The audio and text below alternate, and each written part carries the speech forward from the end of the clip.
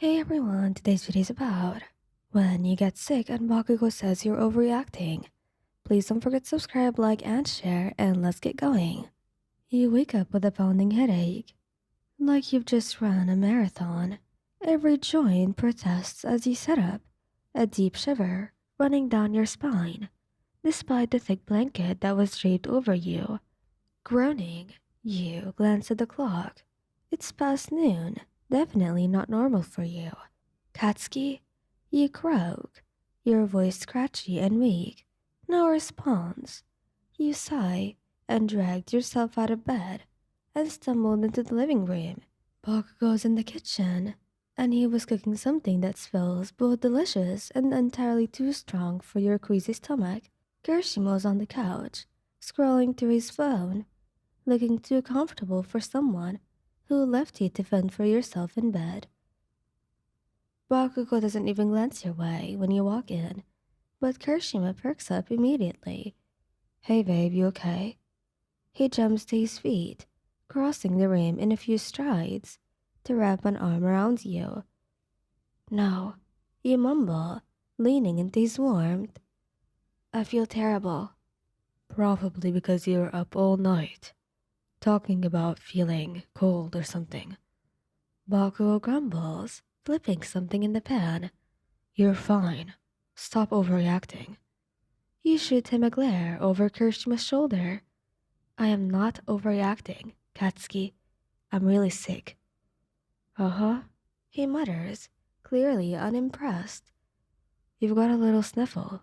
Big deal. It's not just a big sniffle. You snap, though it comes out more pitiful than angry, thanks to your hoarse voice. Kirishima rubs soothing circles on your back, glaring at Bakugo on your behalf. Come on, man, Kirishima says. They look pretty bad. Maybe it's serious. Think about it. Bakugo scoffs, finally turning to look at you. His sharp eyes narrow, scanning your pale, sweat-slicked face. Fine, whatever. Go lay down. I'll bring you some tea or whatever, I don't care. You're about to thank him when he adds, but don't expect me to baby you. I've got stuff to do. Kirishima sighs, steering you back towards the couch. Don't listen to him. He's just really grumpy because he can't admit he's worried about you. I heard that. Bakugo snaps from the kitchen. Kirishima just laughs, plopping you down on the couch. Come on, let me feel your forehead, he says softly, pressing his hand against your clammy skin. Damn, babe, you're burning up. Katsuki, grab the thermometer. Do I look like your maid? Bakugo barks back, but the sound of a drawer was opening suggests that he's obeying anyway. You groan, sinking further into the cushions. I'm dying, aren't I? You're not dying, Kirishima says, brushing your hair back. But you're definitely sick. Just relax, okay? I'll take care of you. A moment later, Bakugo stomps over, shoving the thermometer into your mouth without a word.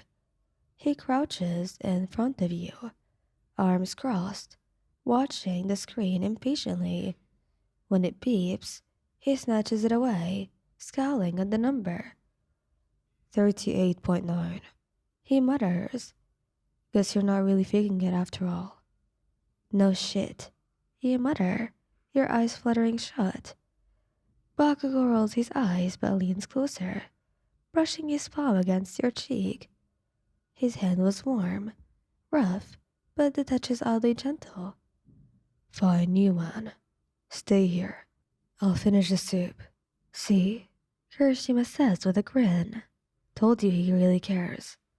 Shut up, shitty hair. Bakugo growls, stomping back to the kitchen. Kirishima laughs again, pulling you into his lap.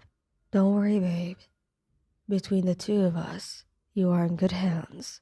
He smiled faintly, letting his warmth and Bakugo distant grumble lull you into a fragile sense of comfort. Kirishima shifts slightly beneath you, cradling you with care as he adjusts the blanket around your shoulders. I think we should take them to the hospital. he says softly, his voice tinged with concern. Don't be ridiculous. Bakugo calls from the kitchen. It's just a fever. They'll get over it. Fever's that high aren't something to brush off. Kirishima argues, his hand gently stroking your hair. What if it's something serious? Then we'll deal with it. Bakugo snaps, though there's a slight waver in his voice. You can tell that he's worried, even if he's doing a poor job hiding it. Are you both acting like I'm on my deathbed? You mutter weakly, trying to set up, but Kirishima presses you back down. Don't even try it. You need to rest. Bakugo appears a moment later, holding a bowl of soup and a glass of water. Eat this, he orders, shoving the tray onto the coffee table in front of you. You'll feel better once you've got something in your system. You glance at the soup. It's your favorite. Did you make this for me? You ask, raising a brow at Bakugo.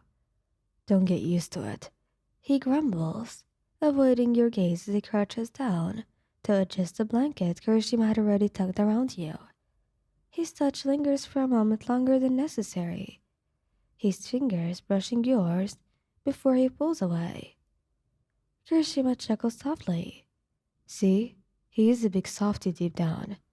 Say that again, and I'll pour this soup over your head. Bakugo warns, though the threat lacks its usual heat. You manage a small laugh, the sound rough and weak. Thanks, Katsuki. And you too, Ichiro.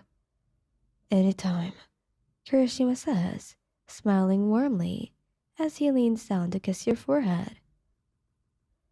We've got you. Bakugo sits down beside you, his arms crossed as he glares at the television. Come on, just hurry up and get better, idiot. I can't stand seeing you like this. You lean against Kirishima's chest, a small smile playing on your lips, despite your exhaustion. With these two by your side, you know that you'll be okay. The day stretches on with both of them hovering around you, though in their own ways. Kirishima makes sure that you stay hydrated, peppering you with small kisses and soft words of encouragement, while Bakugo alternates between barking orders and subtly checking your temperature with the back of his hand. By evening, your fever starts to break, and the worst of your aches have eased. You're curled up on the couch, sandwiched between the two of them, as a mindless action movie plays on the TV. See, I told you it wasn't a big deal. You smirk weakly. Yeah, sure, Katsuki. You weren't worried at all. Kirishima laughs. Don't let him fool you. He was pacing the kitchen like a maniac earlier. Shut up, Shitier. Bakugo grumbles, his ears turning pink. I only care because you're a pain in the ass when you're sick, so I'm trying to get it over with. You roll your eyes, reaching for his hand. Whatever you say, Katsuki. Thanks for taking care of me anyway. Both of you. Always, babe. Kirishima beams. You're stuck with us. And Bakugo sighs. Yeah. Just don't pull this crap again. And as the movie drones on, the warmth of their presence lulls you into a comfortable haze. Thank you guys for listening. I hope you like this video. Please don't forget to subscribe, like, and share, and goodbye.